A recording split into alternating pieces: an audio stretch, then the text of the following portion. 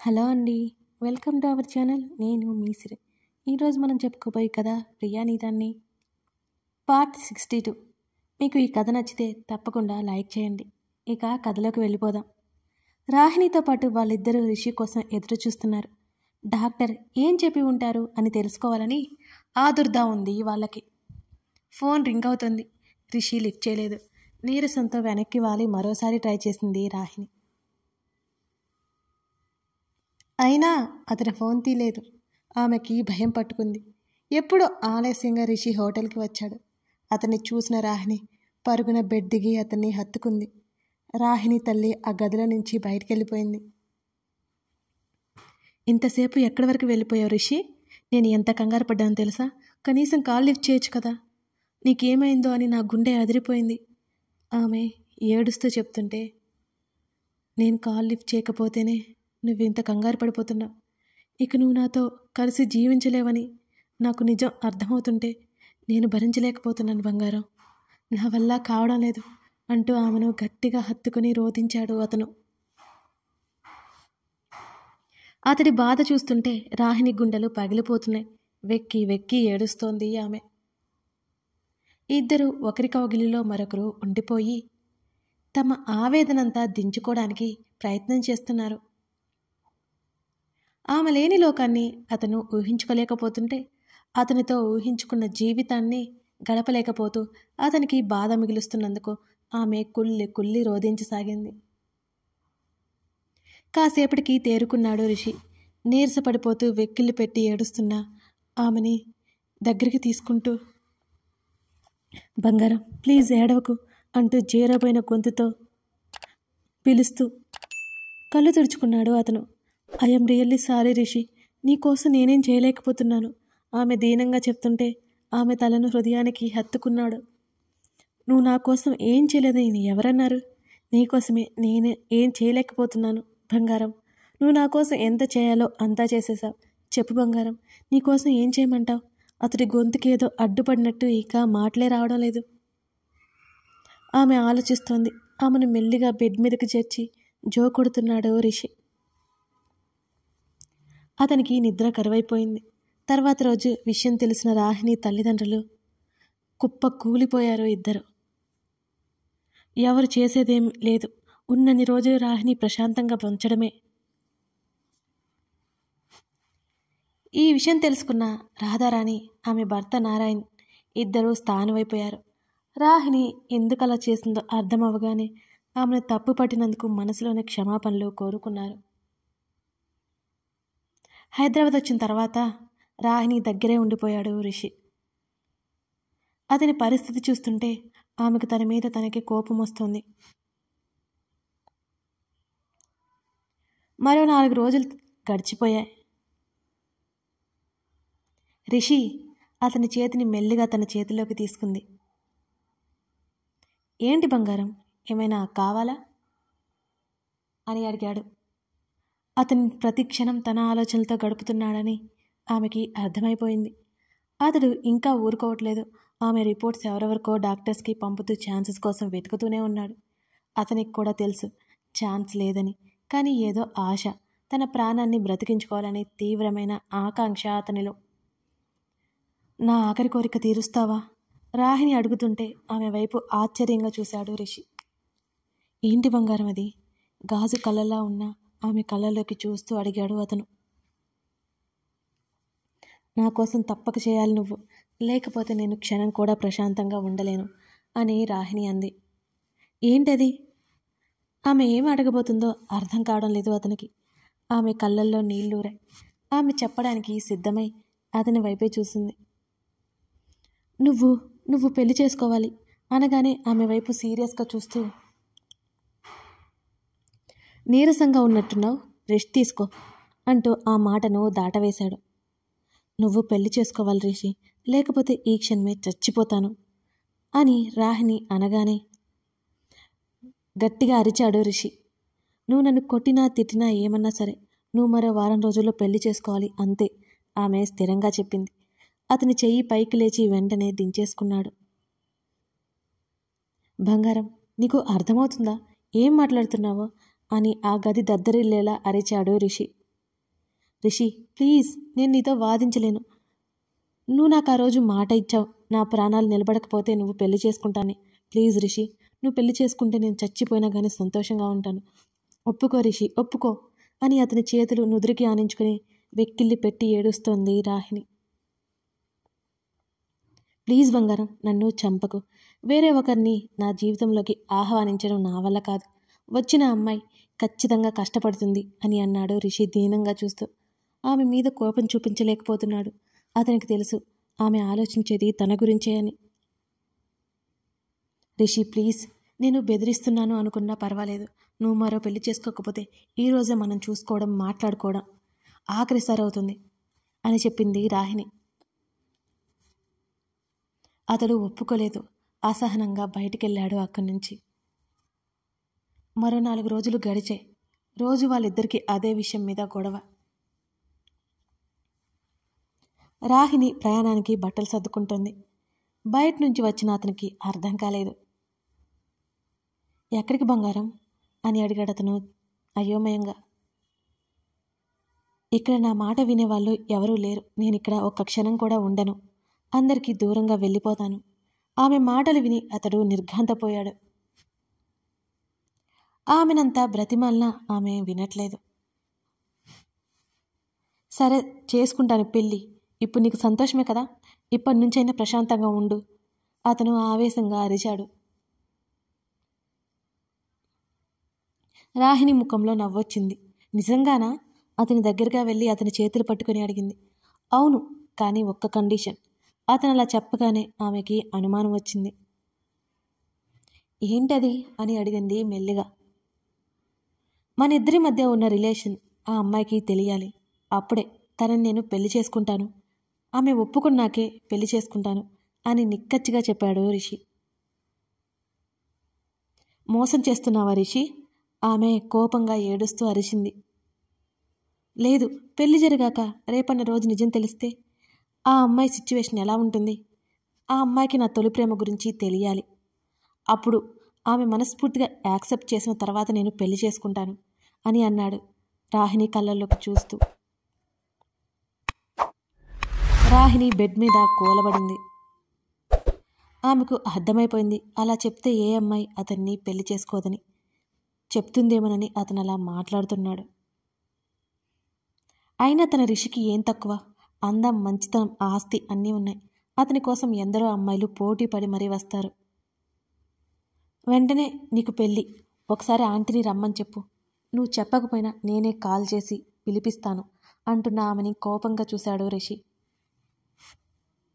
నువ్వు చెప్పినట్టే నీ గురించి అన్నీ ఆ అమ్మాయికి తెలుస్తాయి. ఆ తర్వాత పెళ్ళికి ఒప్పుకుంటే ఆ అమ్మాయి నీ జీవితంలోకి వస్తుంది. రాహిణి మాటల్ని తీసిపడేశాడు అతను. తన గురించి, రాహిణి గురించి నిశ్చితార్థం ఆగిపోయినట్టు పేపర్లో కూడా పడింది. ఇంత జరిగాక ఒక మామూలు అమ్మాయి తనని పెళ్లి చేసుకుంటుందా? అలా ఒప్పుకుంది అంటే ఆ అమ్మాయి ఖచ్చితంగా తన డబ్బు కోసమే వచ్చి ఉంటుంది అని అనుకున్నాడు రిషి. ఈ పెళ్ళి ఎలా జరుగుతుందో నేను చూస్తాను బంగారం అనుకున్నాడు మనసులోనే. వెంటనే రాధారానికి కాల్ చేసి రప్పించి విషయం చెప్పింది. రాహిణికి దండం పెట్టాలి అనిపించింది రాధారానికి. తన ప్రాణాలు పోతున్నా తన కొడుకు కోసం ఏదో చేయాలని ఆరాటపడిపోతుంది. తన కొడుకు సంతోషం కోసం కోరుకుంటోంది. రాధారాణి తన భర్తకు చెప్పి కొందరు అమ్మాయిల్ని పిలిపించింది. వాళ్ళు పొగరుగా ఉన్న వాళ్ళ బిహేవియర్ రాహిణికి ఏమాత్రం నచ్చలేదు. తన రిషి జీవితంలోకి వచ్చే అమ్మాయిలు అతన్ని సంతోషపెట్టాలి. అలా చేయకపోయినా అతడిని చిత్రవదకు మాత్రం గురి చేయకూడదు.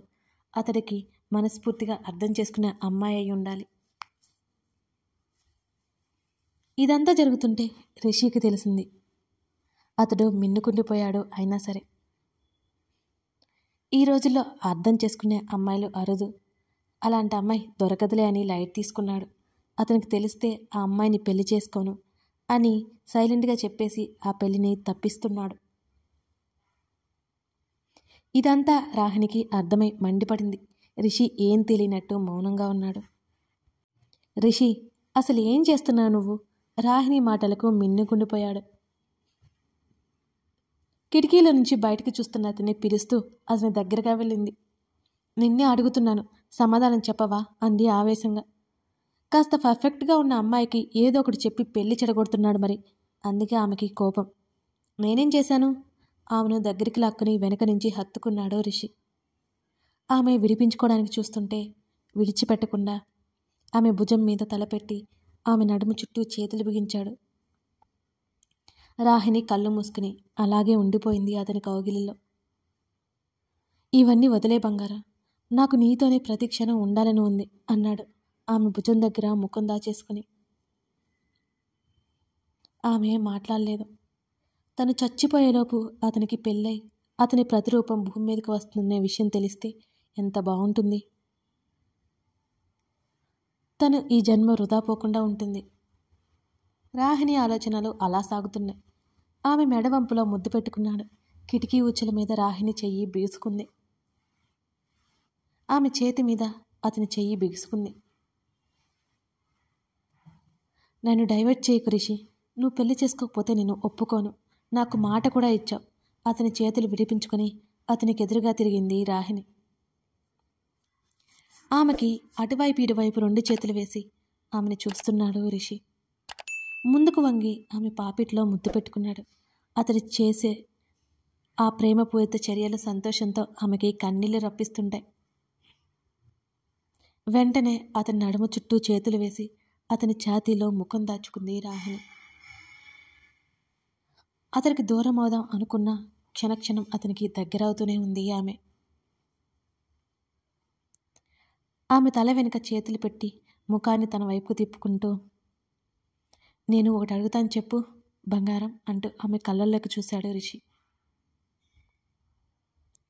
అతని కళ్ళల్లో కోపం, బాధ, అసహనం అన్నీ కనబడుతున్నాయి ఆ క్షణం. ఏమైందో అర్థం కాలేదు రాహిణికి. బెంగళూరు వెళ్ళడం కూడా నా కోసమే కదా? అతని మాటలకు అప్పటి వరకు అతని ముఖాన్ని చూస్తున్న రాహిణి కళ్ళు నేలకు వాలే. సున్నితంగా ఆమె గడ్డం పట్టి తల పైకెత్తి ఆమె కళ్ళలోకి చూశాడు.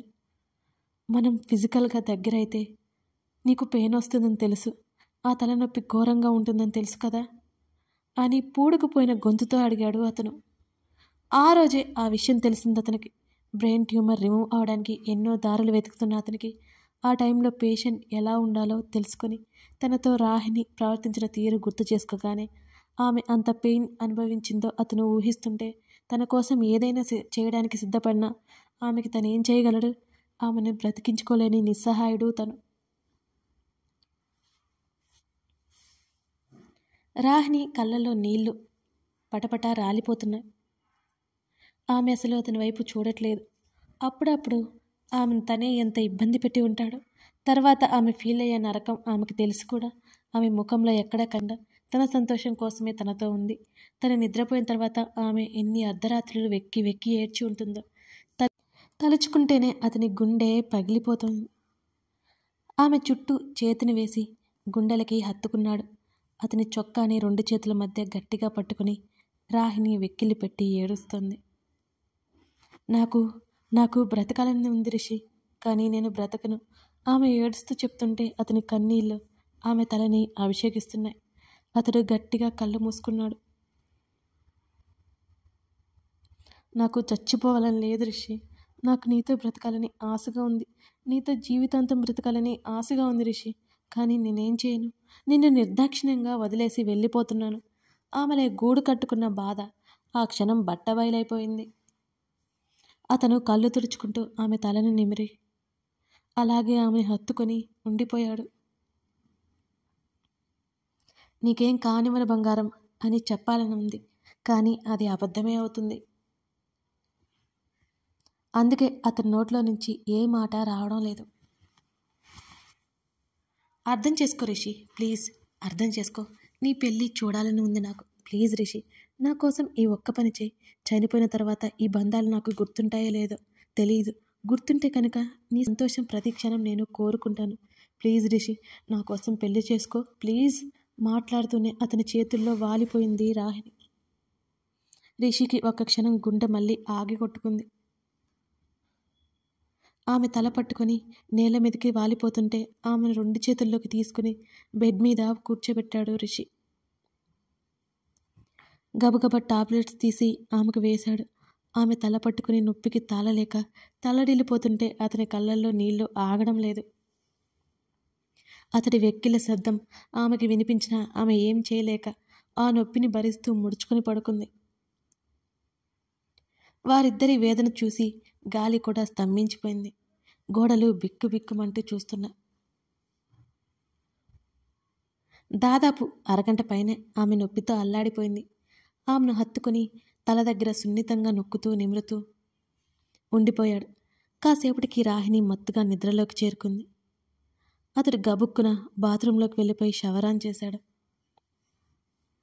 అతడి రోదన, అతడి కన్నీళ్లు ఆ షవర్ శబ్దంతో పాటు షవర్ నీటితో కొట్టుకుపోయాయి. గుండె పిండేసే బాధని ఎలా దింపుకోవాలో తెలియట్లేదు అతనికి. ఆమె కంటి నుంచి కన్నీటి బొట్టు రాకూడదు అనుకున్నాడు అతను. తను పెళ్లి చేసుకుంటే రాహిణి తన గురించి ఆలోచించకుండా ఉంటుందేమో అనిపించింది అతనికి. ఆమెని బ్రతికించుకోలేని తన నిస్సహాయత మీద తనకే జాలి వేస్తోంది.